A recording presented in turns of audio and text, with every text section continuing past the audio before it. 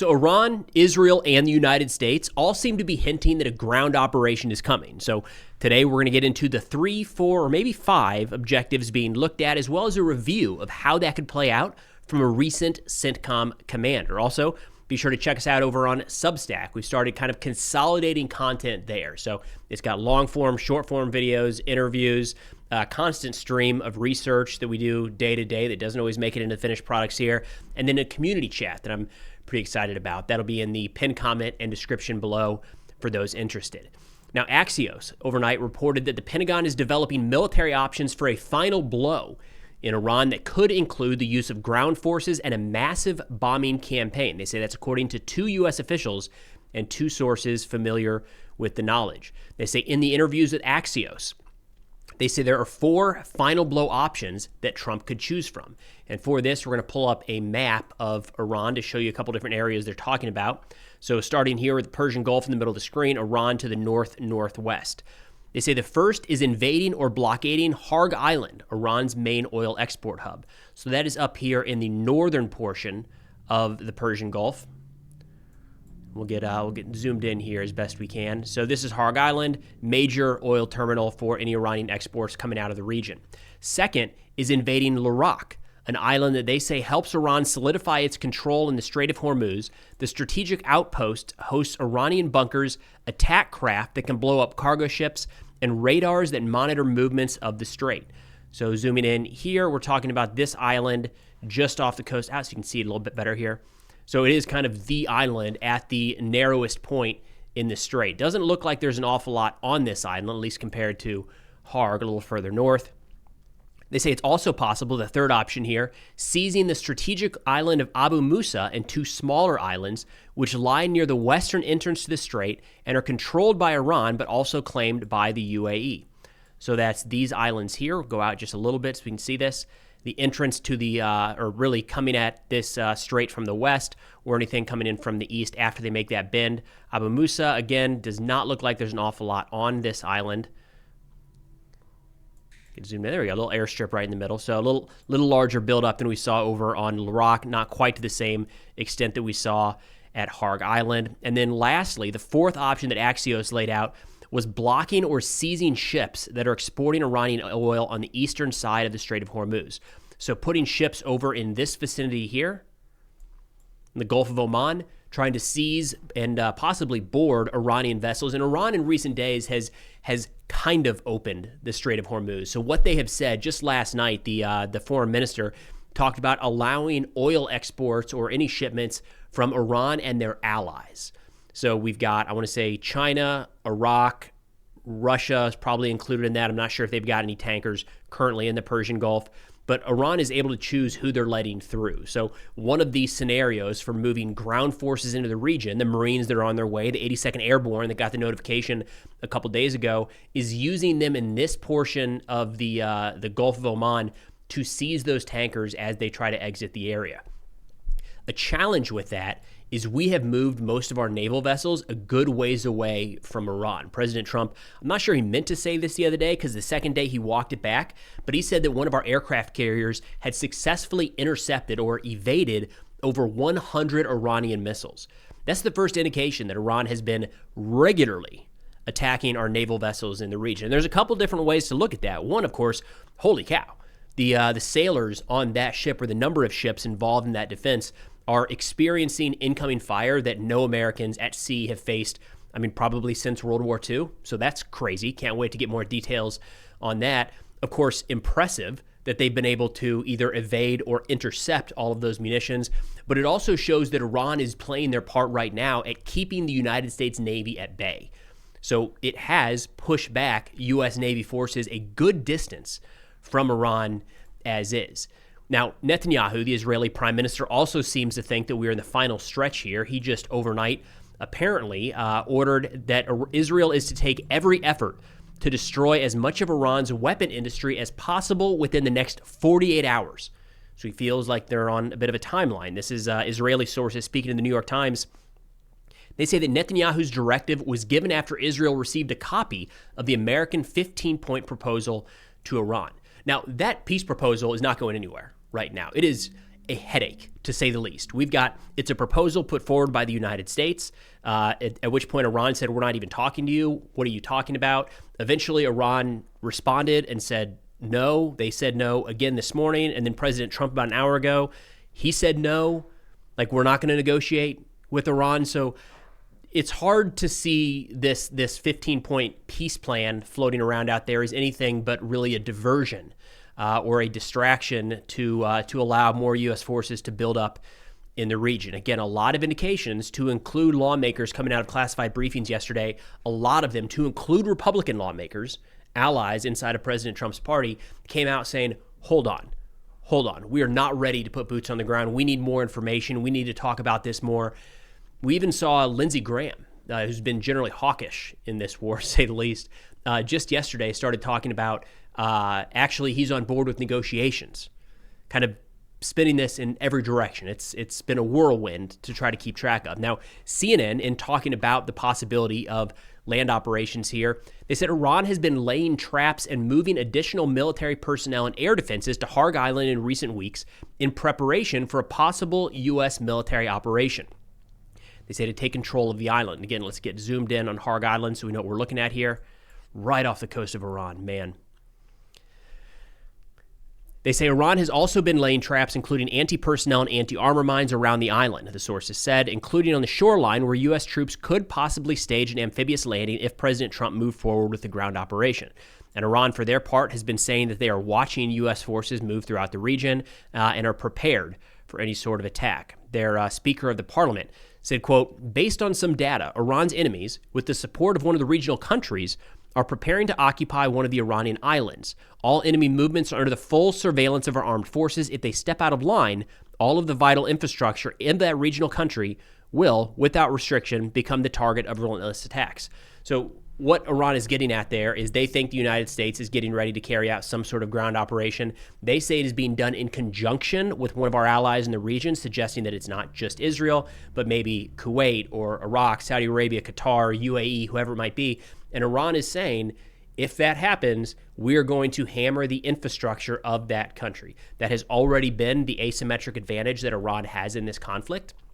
It is not the overarching advantage, right? The conflict can still be won by the United States, but the asymmetric lever that Iran has is the choke point that is the Strait of Hormuz, and then being able to go after civilian infrastructure, desalination points, oil infrastructure throughout the Gulf that is not nearly as well defended as, say, U.S. military or Israeli military bases. Now, in terms of what this could look like, should the United States decide to go forward, there was a great interview on the War Zone that I'll have linked in the description below, where former retired four-star General Joseph Votel was previously the CENTCOM commander. So U.S. Central Command, the ones responsible for the plans to go in and carry out some sort of operation in Iran. Votel would have been read in on and up to date on everything that would have been needed for any military options as it relates to Iran. So his insight here, I think, is worth paying attention to. First, he's really asked about two different scenarios here. One is seizing Har Island. He kind of extrapolates that out to talking about the challenges or what would be necessary to seize any island. And the second, he actually goes into detail on the idea of moving troops inland to seize the nuclear material. Starting out with Har Island here, again, zooming in, he says, quote, we can put troops there. We can air mobile them in, so air assault using helicopters. We could land them by boat. I guess the comment I have about Kharg is I'm not sure what the significance is of putting ground troops there. It's only about 20 miles off the coast of Iran, so you're definitely under threat of their weapon systems. You'd be very, very vulnerable there, and I don't know that it would give us any particular tactical advantage that we don't already have or couldn't get someplace else at an offset location where we have established bases and other things like that. So I'm not sure what the tactical advantage of it is. He said, I would imagine on a little island like Kharg, you would probably need a battalion-sized force of Marines or soldiers that could probably do that. So you're probably looking at 80 to 1,000 troops kind of size, maybe a little bit smaller, probably not much larger than that. The major criticism that he brings up, or sticking point that I've seen from a number of experts at this point, is not can we put troops on that island. The U.S. military is incredibly powerful. We are continuing to show the dominance in so many different areas during this conflict. It's why. Yes, we can do that, but now they're under the direct Iranian drone threat, short-range drones we've not really experienced yet, although in recent days we've seen believed to be fiber optic, FPVs flying over U.S. facilities in Iraq. But you're talking about a lot more munitions that the U.S. forces would be at risk of. They'd be on the receiving end of those short-range missiles that we've been able to, for the most part, move our forces out of that range. So the big pushback with Kharg Island is, what exactly are we accomplishing versus just putting a lot of troops in at risk of being, to be blunt, cut off. It's not just a matter of our soldiers, sailors, airmen, or Marines, whoever's there, being wounded or killed. This becomes very challenging to keep a resupply route open, right? I mean, we just yesterday saw footage of an F-18 seemingly narrowly dodging a surface-to-air missile. There are still surface-to-air threats throughout Iran. I don't know that right now the airspace is clear enough to send helicopters into some of these areas, but that's what would likely be needed if we're talking about putting a sizable force in or out of Kharg and keeping them resupplied for a significant period of time. He says going after the fissile material, I think, is a bigger operation. Again, we have the capabilities to do this. And he's talking about two key areas. And what's notable here is all of a sudden we're talking about moving significantly further inland. I would argue that the fissile material mission is significantly more challenging and poses a lot more risks than just going in and taking an island. That said, the idea of going after the nuclear material makes a lot more sense with some of our objectives laid out at the beginning of the conflict. But the couple areas we're looking at here, we got the Persian Gulf to the south again, Isfahan and Natanz. So right here at the top of the map, these are kind of two of the key Iranian nuclear facilities where we believe they have a fair amount of enriched uranium. So if we're going in to seize those, we're talking about these two locations. If we talk about going from the Persian Gulf, you're talking about, what is that, 210 miles or 400 kilometers to Isfahan, and then 422 kilometers to Natanz. So simply coming from the sea, that's a pretty significant distance to infill, keep supplied, and exfil. General Votel says, within our special operations community, we have the people that are trained to do this, and they have the right relationships and connections and other things to allow us to get in and do that. Again, the question here is not the U.S. military capability to do that. It's, in this case, we got to think of everything that comes with it. So he says, quote, you'd have to be able to project that force onto the ground, going into places like Natanz or Isfahan, probably one of those locations, which are well inland, several hundred miles into Iran. It's largely an open plain, so you don't have a lot of natural terrain protection there.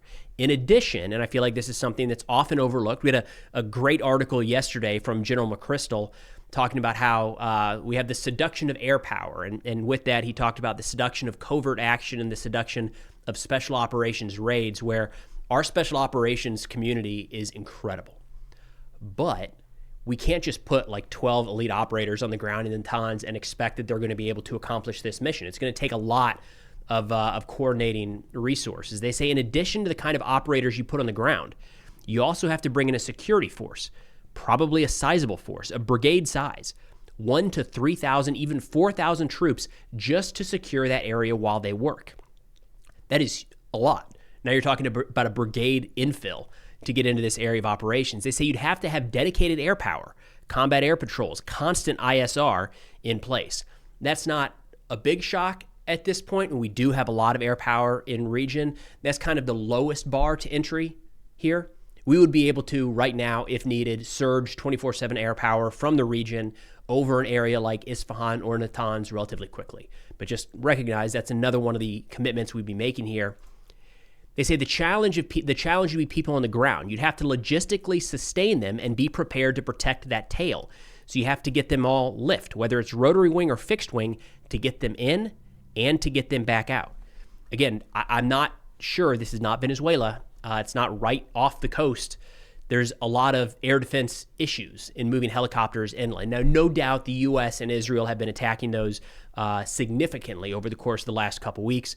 But the problem with a helicopter is it is much more vulnerable to shoulder-mounted air defense systems than a fixed-wing platform. And those shoulder-launched man pads can be hidden in someone's car or in their basement, and you don't necessarily know it's there until the thing is actually launched. So much different than mobile and certainly fixed large air defense assets that we generally have a pretty good idea of. We've been monitoring this area for long enough.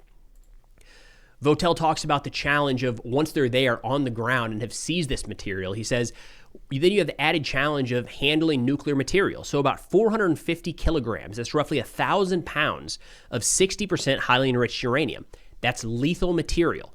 So ideally, that would be packaged already, but we'd have to make sure we packaged that and moved it to some place to actually take it to. It would not be something that would be done in a single period of darkness. It would probably take some time.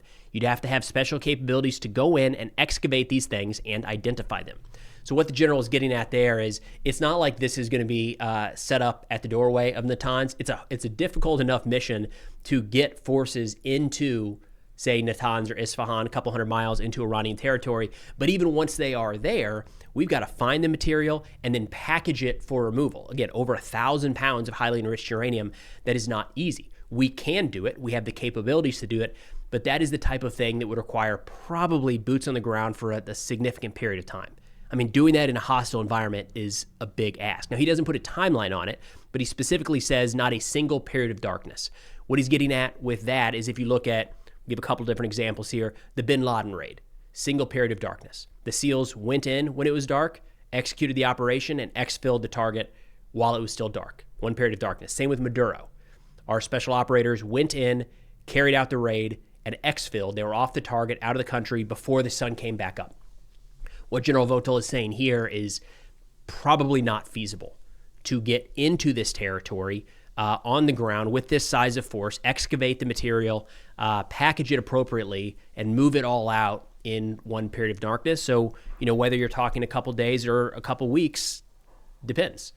How good is our intel on exactly where that material is and the infill and the exfil routes necessary. But either way, those tend to be the 4, maybe 5 different options that most experts are looking at right now in terms of boots on the ground. I want to stress this isn't a ground invasion of Iran. There's no indication that that's happening. And I see a lot of the pushback here when people say boots on the ground. It's somehow less boots on the ground when it's only a couple hundred special operators, or it's somehow less boots on the ground when it's just one Marine expeditionary unit. It's still boots on the ground. Right? It's still putting our sons and daughters in harm's way, no doubt. And we need to keep them in our thoughts and prayers. I mean, I know it's been trendy here in the United States, unfortunately, to present this war as over and it's complete and Iran doesn't have any capabilities left. But let me assure you that when we put our soldiers, sailors, airmen, and Marines up against the door of Iran or inside of Iranian territory, they are very much at risk of serious injury or death. So as this continues to play out in the next couple of days, we'll keep an eye on it, but it does tend to look more and more like some sort of ground operation is in the works. And that's all we got for now. Again, for those interested, be sure to check out the work we're doing over on Substack. If you're on that platform, of course, easy, one click, there you go, you're subscribed. If you're not, check it out. I think it's really grown, really impressive what they've been able to put in and make it. There's a lot of really good resources over there, I think is what I would say. And it's very user-friendly, much more than it was even just a few months ago. But thanks for watching. We'll see y'all next time.